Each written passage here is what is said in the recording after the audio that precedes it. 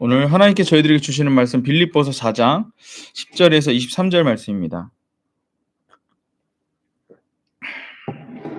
빌립보서 4장 10절에서 23절 말씀 저와 여러분들이 함께 읽도록 하겠습니다. 내가 주 안에서 크게 기뻐함은 너희가 나를 생각했던 것이 이제 다시 싹이 남으니 너희가 또 이를 위하여 생각은 하였으나 기회가 없었느니라. 내가 궁핍함으로 말하는 것이 아니니라.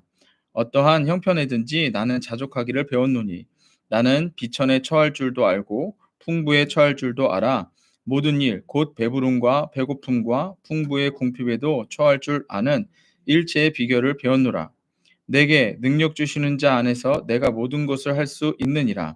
그러나 너희가 내 괴로움에 참여하였으니 잘하였도다.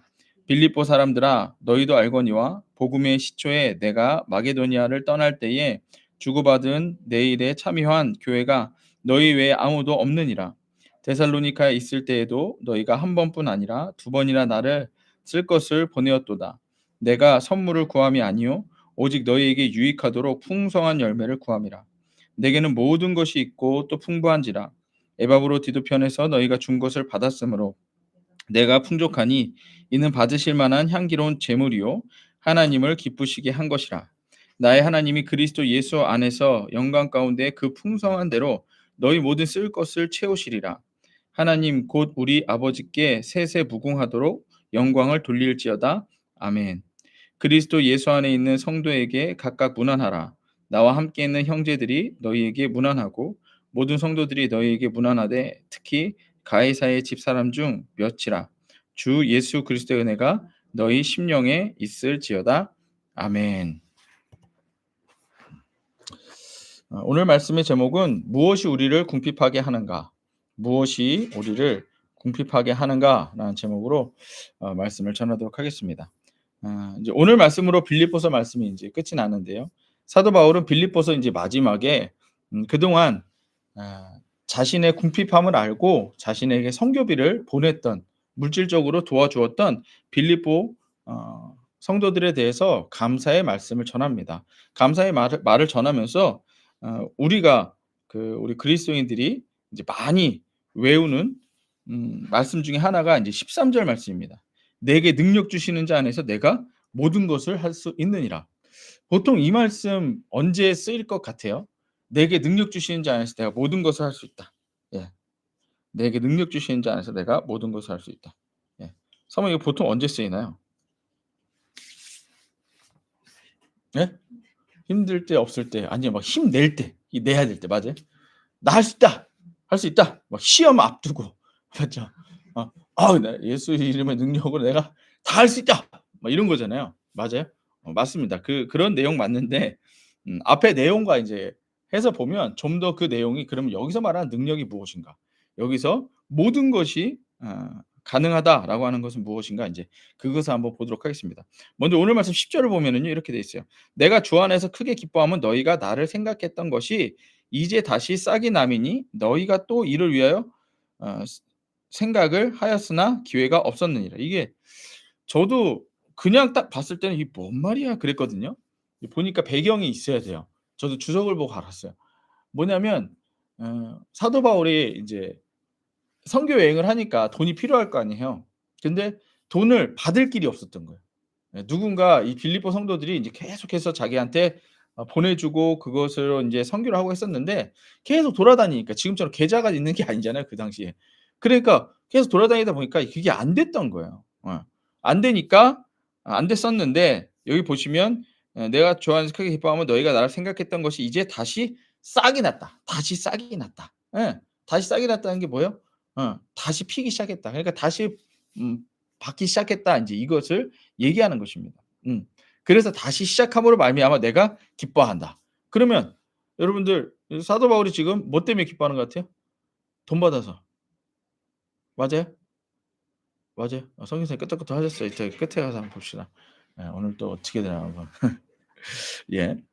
그래서 사도 바울은 선교비가 끊겼음에도 만족할 수 있다 인제 이렇게 얘기를 해요. 그러면서 보세요. 11절. 내가 궁핍함으로 말하는 것이 아니라 어떤 형편에서든지 나는 자족하기를 배웠노니 나는 비천에 처할 줄도 알고 풍부에 처할 줄도 알아. 모든 일 곧 배부름과 배고픔과 풍부와 궁핍에 처할 줄 알아. 일체의 비결을 배웠노라. 이렇게 얘기를 하고 있습니다. 그러니까 자기는 여기서 지금 보면 자족하기를 배웠는 이게 자족, 스스로 만족하다 인제 이 뜻이에요. 그러니까 니네가 보내지 않았어도 나는 만족했었다. 인제 이 얘기를 하는 겁니다. 바울의 궁핍함을 하나님께서 채우셨지만 바울은 궁핍함을 예수님으로 채웠다는 거. 이 말이 지금 어떤지 아세요? 다시 한번요. 바울은 궁핍함을 하나님이 채워 주셨어요. 자, 제가 이게 필요합니다. 이게 필요해요. 예. 그래서 하나님이 이걸 채워 주셨어요.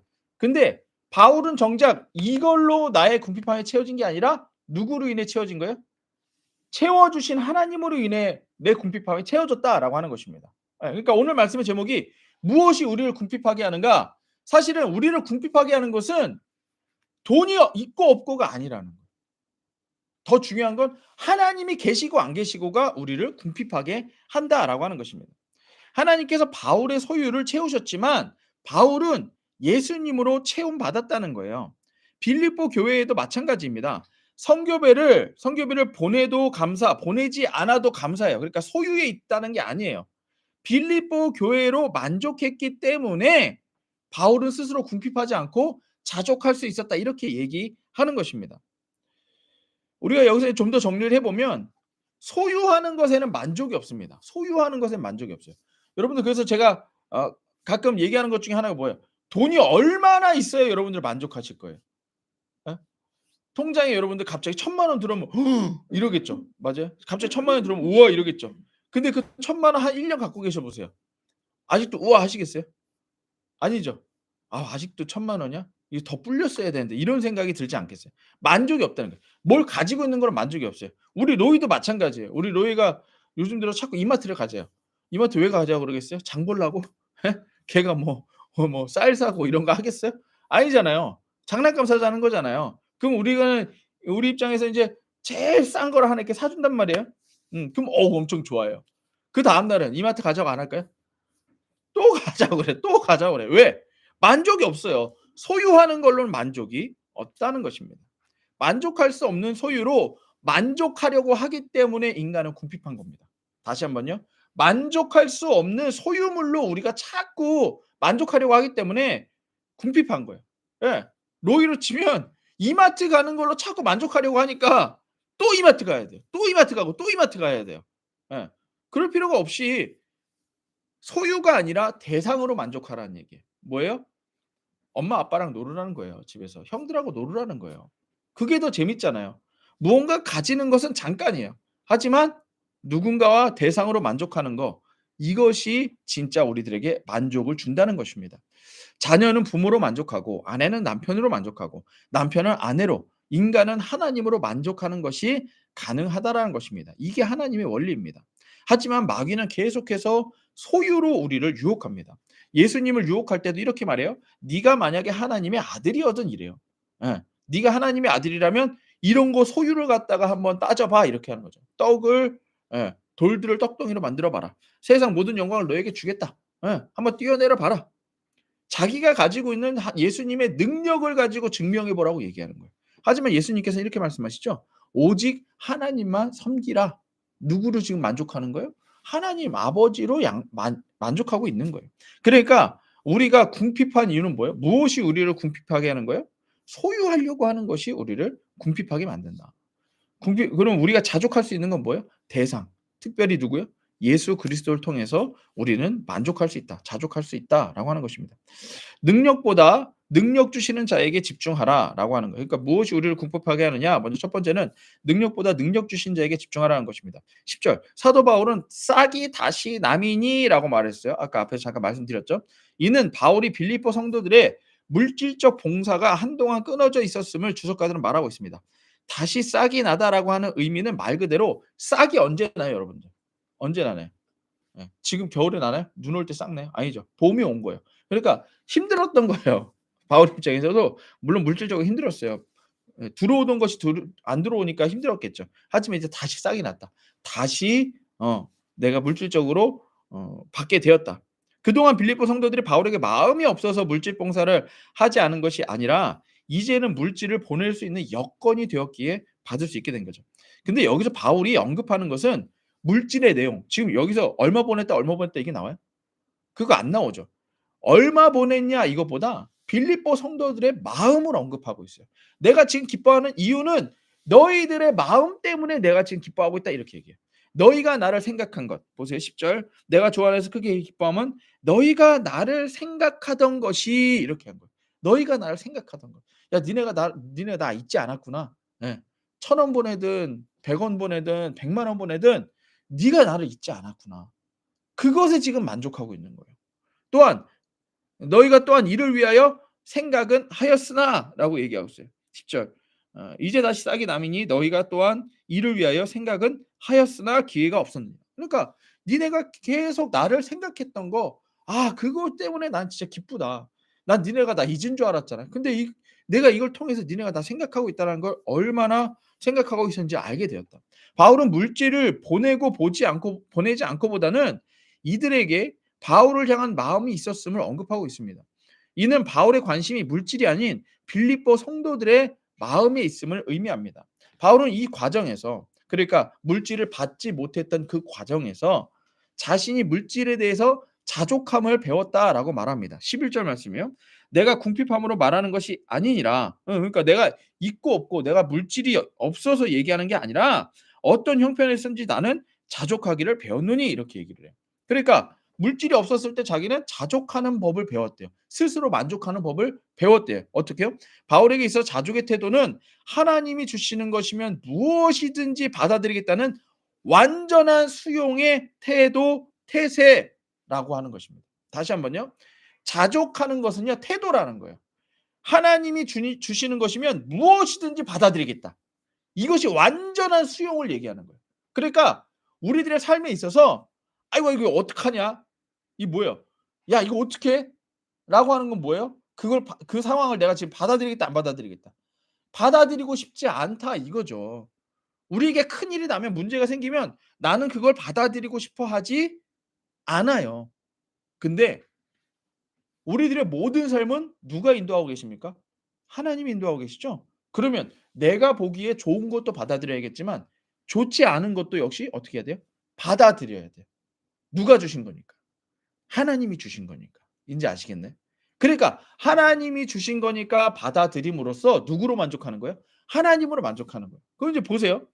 소유로 만족하는 건 뭐예요? 갑자기 돈이 있다 돈이 없어졌어요. 내가 쓸 돈이 있는데 그 돈이 없어요. 그럼 어때요? 뭘로 지금 만족하고 있는 거? 없어서 문제 생겨 갖고 있어요. 그거는 소유로 만족하려는 거겠죠. 하지만 없는 지금 이 상황 자체를 하나님께 받아들이는 거예요. 이거 하나님이 이 상황을 나에게 주셨구나. 그러면 하나님이 언젠가 주시겠지. 안 주시더라도 하나님이 하신 것이니까 라고 하며 예수 그리스도로 만족해야 된다는 얘기예요. 이제 이해되시나요? 이게 자족, 만족이라고 하는 거예요. 그래서 얘기하는 게 뭐예요? 나는 비천, 풍부, 배부름과 배고픔, 풍부와 궁핍 등 어떤 상황도 하나님께서 주신 것임을 믿는 태도, 여기로부터 자족이 나온다는 것입니다. 스스로 만족이 나온다는 거예요.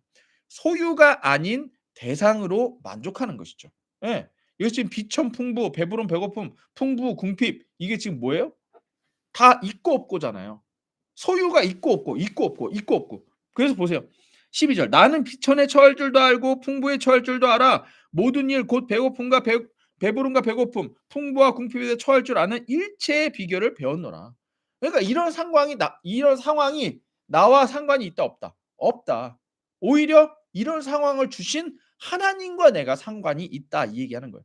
소유인 궁핍과 풍부는 상황에 따라 달라지지만 예수님은 어제나 오늘이나 변함이 없으시기 때문입니다. 이해되세요? 돈은 있다가도 없어요. 여기에다가 우리들의 만족을 준다면 있을 때는 만족하고 없을 때는 만족하지 않게 되는 거죠. 하지만 어제나 오늘이나 동일하신 예수 그리스도께 우리의 만족을 준다면 우리들의 만족은 변함이 있어요, 없어요? 없다라는 거예요. 그래서 우리가 봤던 히브리서 13장 9절 예수 그리스도는 어제나 오늘이나 영원토록 동일하시니라. 아멘. 우리가 만족할 수 있는 건 오직 예수 그리스도밖에 없습니다. 예. 아까 로이가 이마트 가는 걸로 만족하려고 한다면 평생 만족 없습니다. 그러나 함께하는 엄마 아빠와 장난감 없이도 이마트에서 뭘 사오지 않아도 같이 논다면 그것으로 평생 만족이 있는 것이죠. 자족은 변하는 소유에 있는 것이 아니라 변하지 않는 예수께 두어야 합니다. 스스로 만족하는 자족을 소유에 두면 상황에 따라 만족이 달라집니다. 하지만 변하지 않는 예수님은 언제나 우리에게 만족을 주십니다. 이러한 관점에서 바울은 능력보다 능력 주시는 자 안에서라고 모든 것을 할 수 있다 고백합니다. 오늘 말씀 12절입니다. 나는 비천에 처할 줄도 알고 풍부에 처할 줄도 알아 모든 일 배부름과 배고픔과 풍부와 궁핍에 처할 줄 아는 일체의 비결을 배웠노라. 13절 이제 보세요. 내게 능력 주시는 자 안에서 내가 모든 것을 할 수 있느니라. 그러니까 내게 능력 주시는 자. 예. 그러니까 나는 예수만 있으면 이제 모든 것을 할 수 있다고 뭐예요? 돈이 있거나 없거나 나는 예수로 할 수 있어. 어. 지금 눈이 오거나 말거나 나는 예수로서 할 수 있어. 예. 이 얘기인 거예요. 모든 걸 할 수 있다.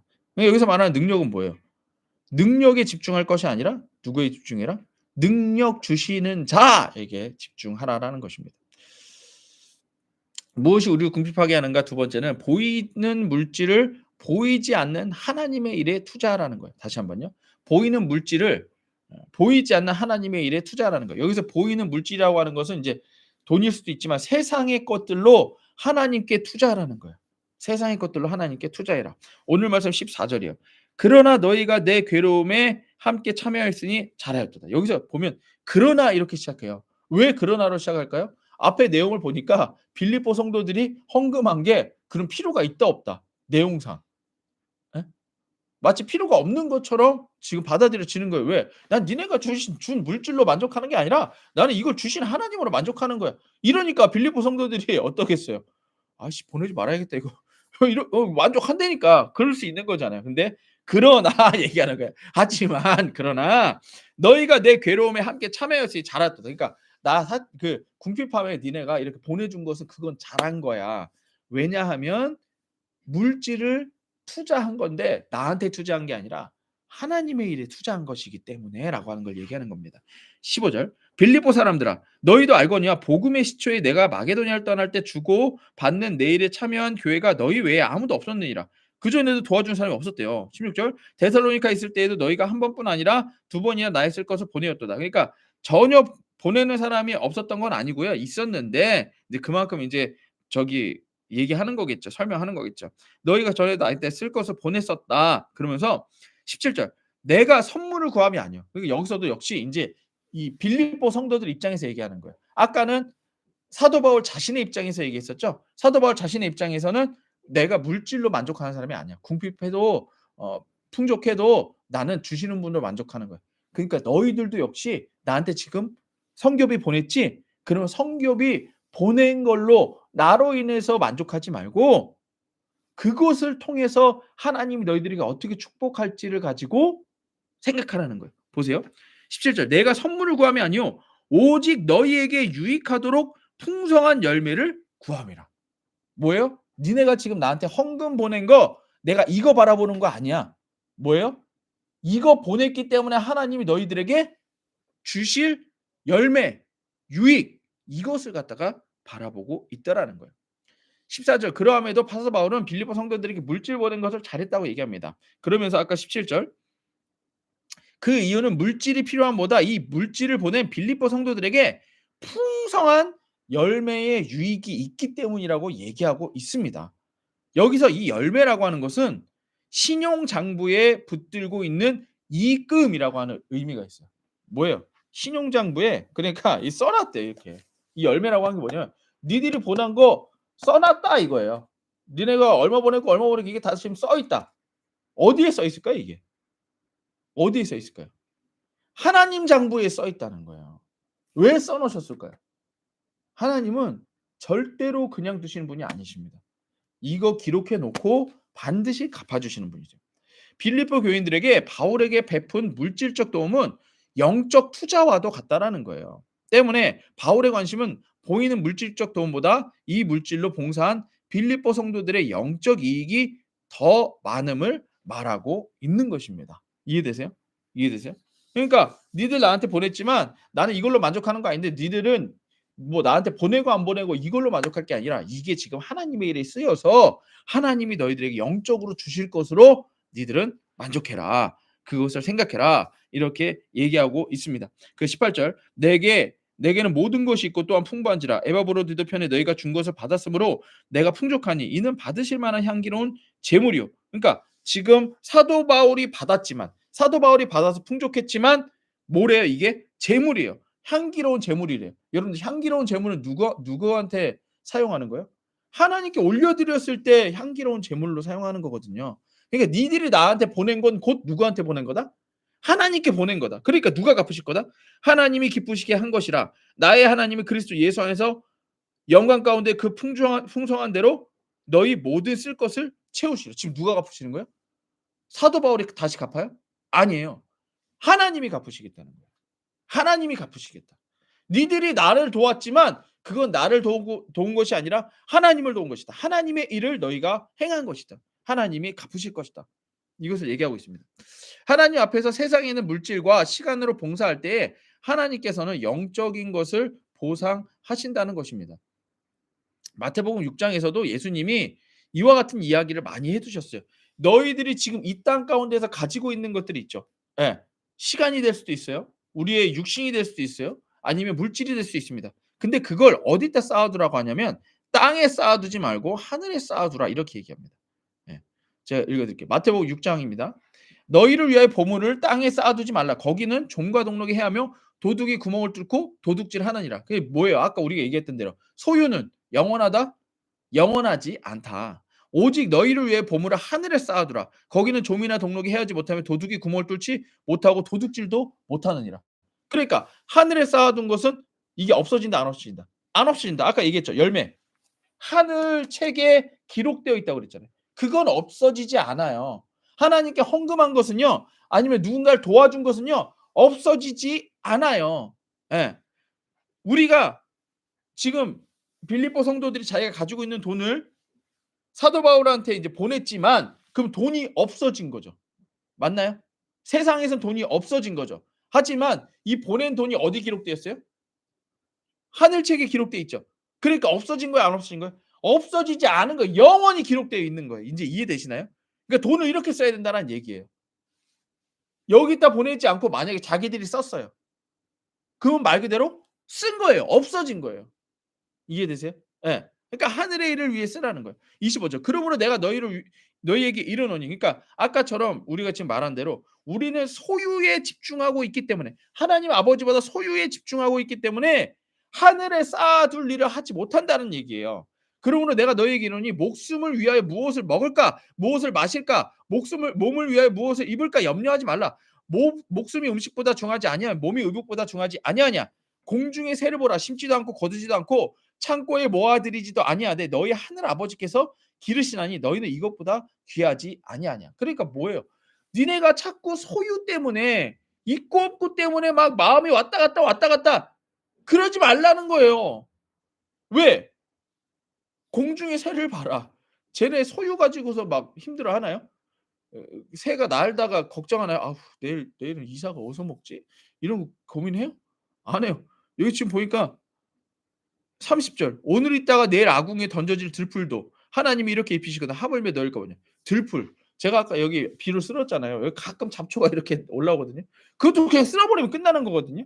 근데 그 풀도 지가 자란 거예요? 지가 먹고 그런 거예요?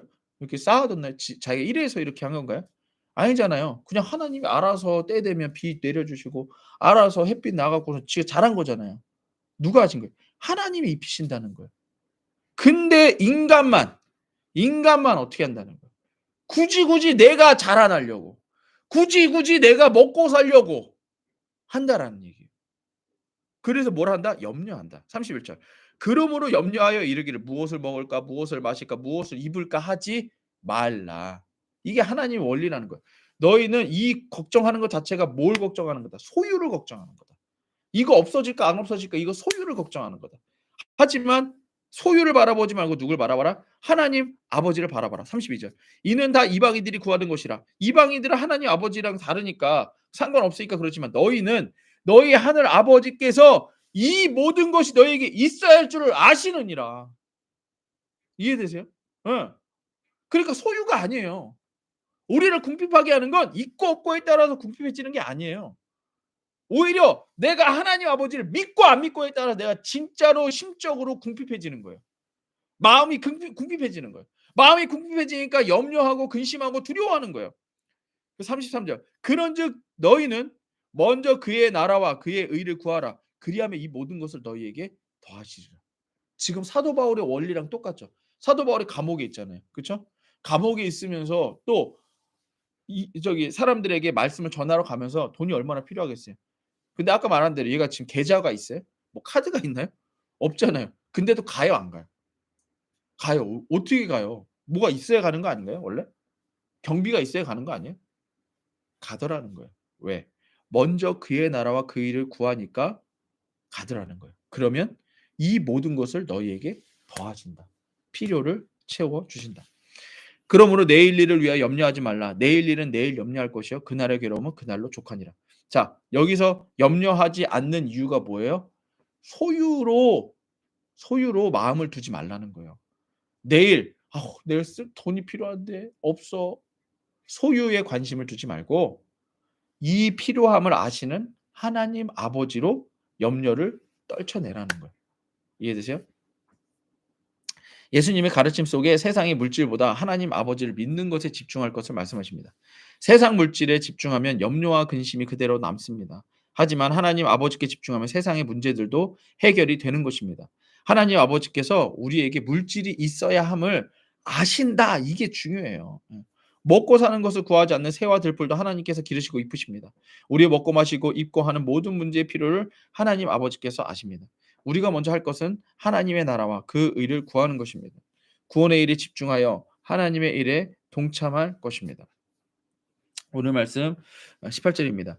내게 모든 것이 있고 또 풍부할지라 에버드 너에게 준 것을 받았으므로 내가 풍족하니 이는 받으실 만한 향기로운 제물이 하나님의 기쁘신 것을 할 것이라. 나의 하나님이 그리스도 예수 안에서 영광 가운데 그 풍성한 대로 너희 모든 쓸 것을 채우시리라. 제가 이제 이야기 하나만 해드리고 끝낼게요. 네. 어저께 우리 그 저기 성함이 어떻게 되죠? 우리 세례드리고 박나복규님. 예. 이름을 말하면 안 되나? 어쨌든 그 세례 드렸던 그 가정이 대부분 이제 예수를 믿으십니다. 근데 남편분이 예수를 안 믿으세요. 남편분이 예수를 안 믿으세요. 그러니까 이 나복규님의 이제 여동생이 계속 평생 기도해서 나복규님이 이제 세례도 받았다고 그랬잖아요.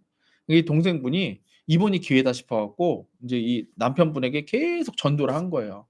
"요번에 이건 다 기독교 장으로 치러야 된다. 그리고 당신도 예수 믿어야 된다. 그 목사님이 이렇게 잘해 주시는 거는 다 예수 믿으라고 하는 거다." 이러는 거예요.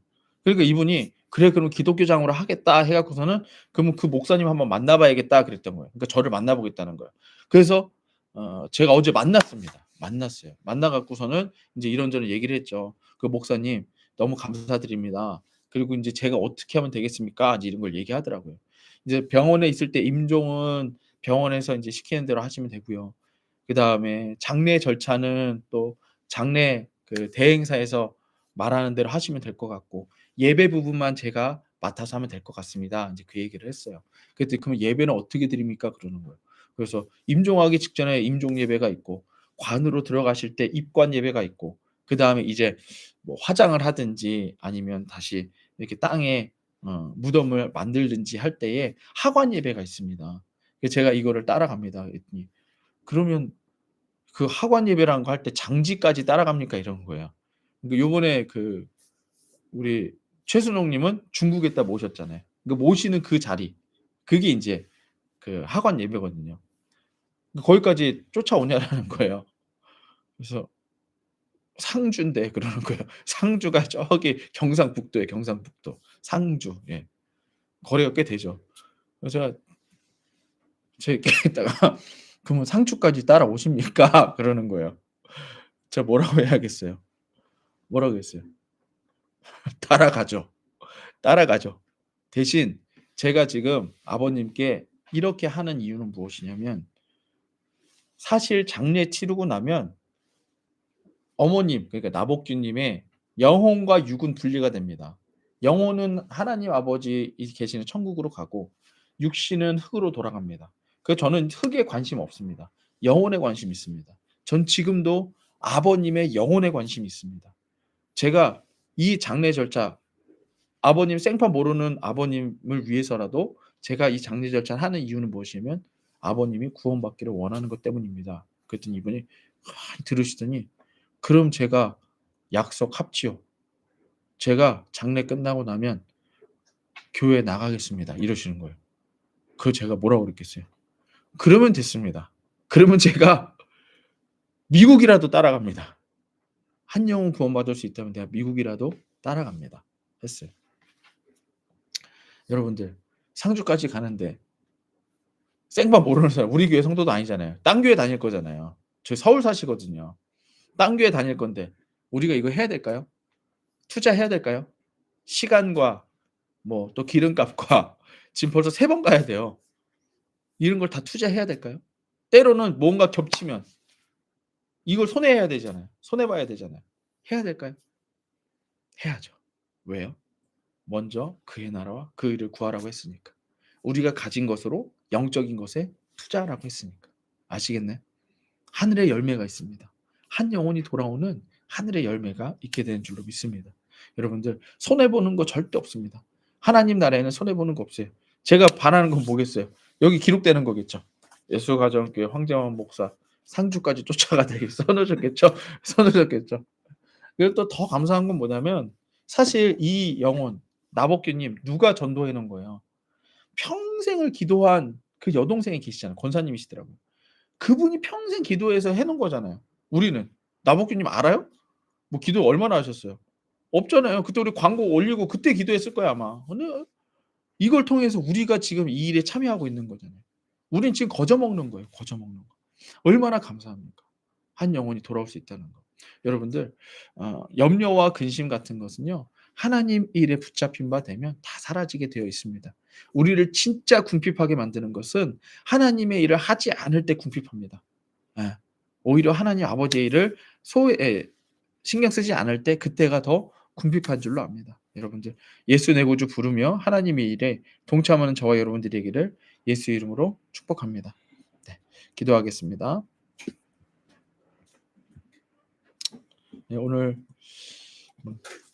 눈도 오고 해서 시간이 좀 많이 지났지만 그래도 우리 함께 기도합시다. 하나님 아버지, 제가 하나님의 일에 외면함으로 궁핍한 삶을 살지 않게 하여 주시옵소서. 제가 오히려 예수 내 구주 부르며 저희가 가진 시간, 저희가 가진 물질, 저희가 가지고 있는 모든 것들을 통하여 우리 주 예수 그리스도를 위하여 동역하며 선교하며 전도하며 나아갈 때에 하나님이 다 채우실 줄로 믿습니다. 이 마음 가지고 통성으로 기도하겠습니다.